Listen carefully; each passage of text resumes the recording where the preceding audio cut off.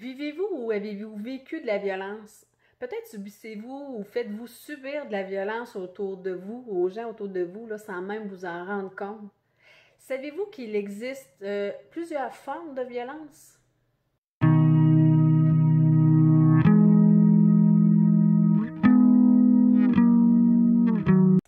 Bonjour, ici Marie-Christine Savard, coach de vie, éducatrice spécialisée, auteure et créatrice des ateliers Ouvrir les portes du bonheur.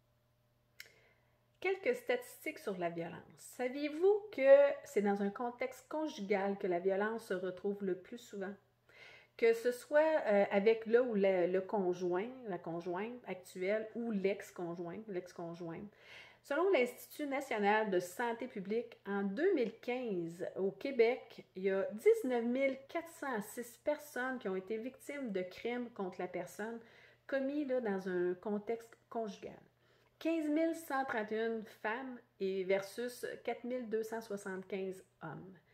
Les femmes représentent presque la totalité là, des victimes d'homicide, d'enlèvement, de séquestration et d'agression sexuelle, commis là, par un conjoint là, ou un ex-conjoint. Les auteurs présumés là, de violences conjugales là, étaient des hommes là, 8 fois sur 10. Je tiens à spécifier que ce ne sont pas les cas rapportés, puisque plusieurs personnes, autant des hommes que des femmes là, qui subissent de la violence, là, ne dénoncent jamais là, ces actes-là. Parfois même, là, elles vivent dans un milieu là, où la violence là, est présente, là, sans même se rendre compte que la violence là, dans laquelle ils se retrouvent, là, et prétendant là, même là, que c'est normal là, de vivre dans ce genre de climat-là. Imaginez, les statistiques sont loin de représenter la réalité. Je tiens à faire la différence aussi entre la colère et la violence. Les gens confondent souvent la colère et la violence. Il est donc important là, de connaître là, la différence entre les deux là, pour pouvoir mieux comprendre c'est quoi la violence et pouvoir là, la dénoncer. La colère, c'est une émotion, donc un ressenti. Elle vient de l'intérieur.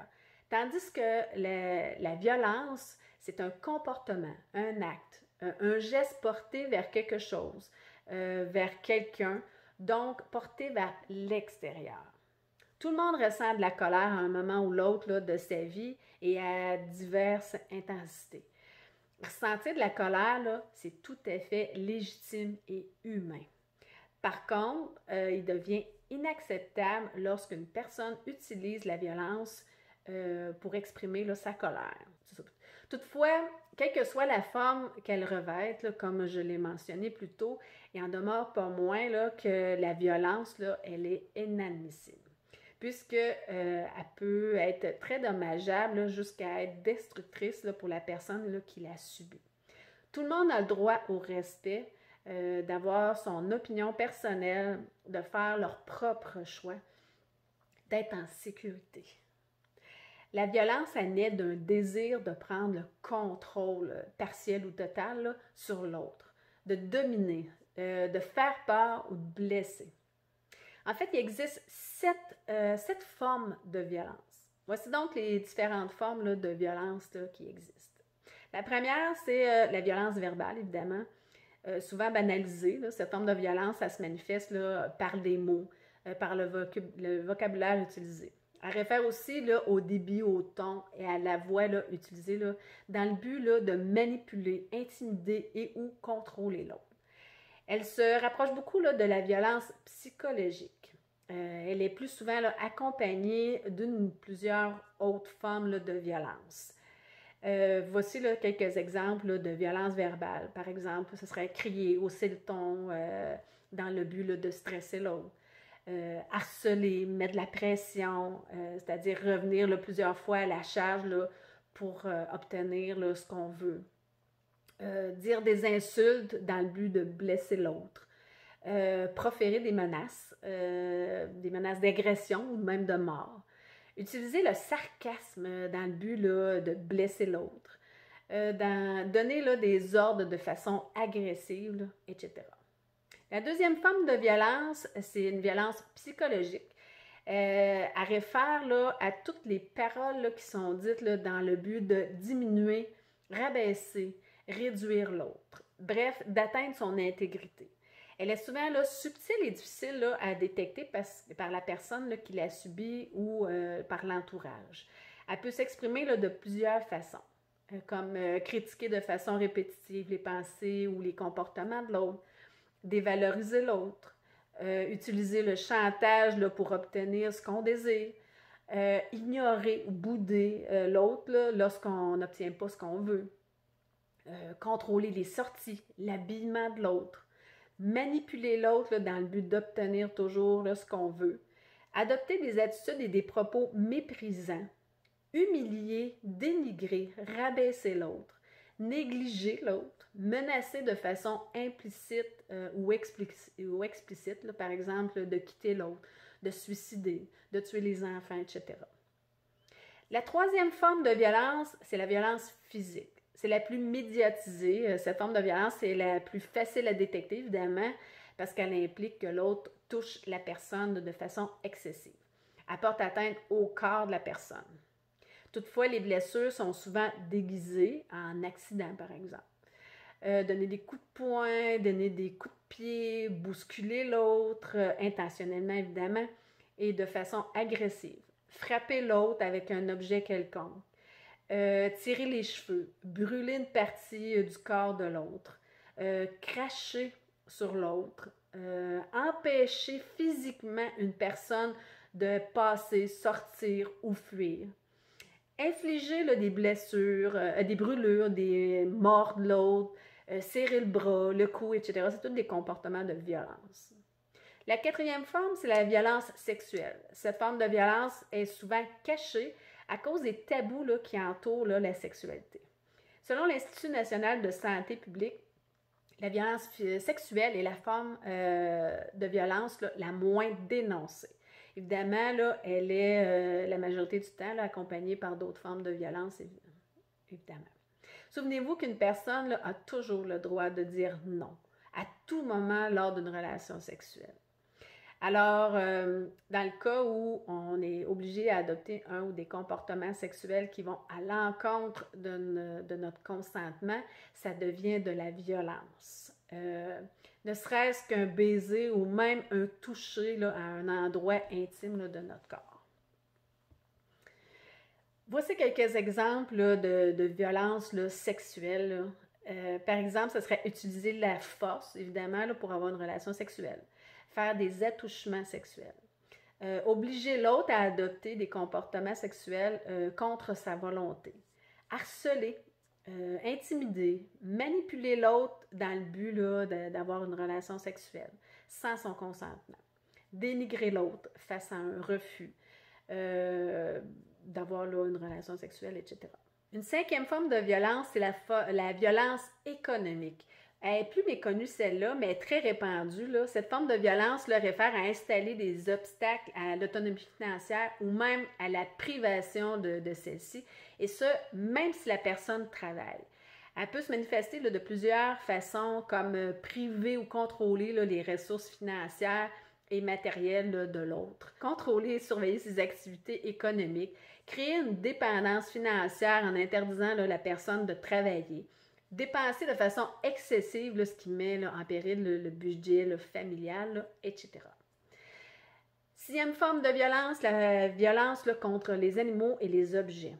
En utilisant là, des animaux ou des objets là, qui ont une certaine valeur sentimentale, affective là, pour l'autre, cette forme de violence là, est très utilisée là, dans le but de faire peur et peut traduire là, de la façon suivante. Par exemple, briser des objets là, d'une grande valeur sentimentale pour l'autre de manière à l'agresser.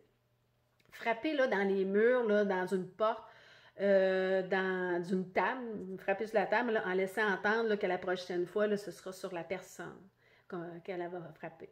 Frapper, blesser un animal domestique, etc. Finalement, il y a l'homicide ou le suicide. Cette forme de violence, vous l'aurez compris, est la plus répressive de toutes les formes de violence, puisque elle joue là, avec les sentiments de l'autre. elle peut se traduire là, de deux façons différentes, par exemple, tuer ou se suicider. Le cycle de la violence. Le cycle de la violence, c'est relativement simple à comprendre. La première étape, c'est il y a un climat de tension. En fait, la personne qui adopte les comportements de violence de façon récurrente installe tranquillement là, un climat là, de tension là, qui va engendrer de la peur, de l'anxiété là, chez l'autre. Soit par le ton de la voix qu'elle utilise, par ses propos dénigrants, par les menaces qu'elle profère, etc. Celle qui subit la violence va marcher sur des œufs littéralement pour éviter là, les accès de colère de l'autre. La deuxième étape, c'est l'agression ou la crise. Évidemment, la personne va finir par passer à l'action en utilisant l'une ou l'autre des formes de violence là, que j'ai décrites tantôt. La troisième étape, c'est la justification ou l'invalidation. Ensuite, la personne elle va regretter son geste et elle va justifier. Elle va minimiser la gravité là, de ses gestes en rejetant la faute là, sur l'autre, sur des éléments extérieurs. Elle va même finir là, par faire croire à l'autre que la violence qu'elle subit, là, c'est de sa faute. La quatrième, c'est la lune de miel, évidemment. Évidemment, la personne là, qui a utilisé la violence, elle va demander pardon. Et pour reconquérir l'autre de façon, elle va offrir des cadeaux, elle va être gentille, elle va revenir amoureuse.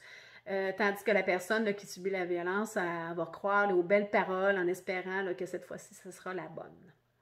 Et le cycle recommence, ainsi de suite, tant et aussi longtemps là, que la personne qui subit la violence ne décide pas d'aller chercher de l'aide et d'y mettre fin. En résumé, le plus souvent, c'est dans un contexte conjugal là, que se manifeste la violence. Les femmes sont plus touchées par les actes de violence que les hommes, même si ces derniers là, en subissent aussi. Il existe plusieurs formes de violence et certaines sont plus faciles que d'autres à détecter. Il est primordial là, de faire la différence entre la colère et la violence là, pour pouvoir détecter c'est quoi la violence, pour détecter là, des comportements de violence. Les personnes concernées par la violence entrent le plus souvent dans un cycle là, en 4 phases qui passent là, du climat de tension là, à l'agression là, pour ensuite là, créer le doute là, par la justification pour se retrouver là, dans une lune de miel là, qui durera qu'un certain temps avant que le tout recommence. Si vous subissez de la violence, il est temps de le dénoncer. Allez chercher de l'aide, c'est important. J'espère que cette capsule vous a été utile. Pour d'autres capsules, des articles en lien avec le développement personnel et la gestion des émotions, pour en connaître plus sur les services de coaching que j'offre, mon livre 10 clés pour être heureux, mes ateliers en ligne Ouvrir les portes du bonheur, je vous invite à visiter mon site au www.relationaide.net. Profitez-en pour vous abonner à ma chaîne YouTube en cliquant sur le bouton rouge « S'abonner » juste en bas à droite de la vidéo. Et vos commentaires, vos questions sont toujours les bienvenus, donc n'hésitez pas à me les écrire là, juste sous la vidéo. Sur ce, je vous souhaite une excellente journée et au plaisir de vous revoir.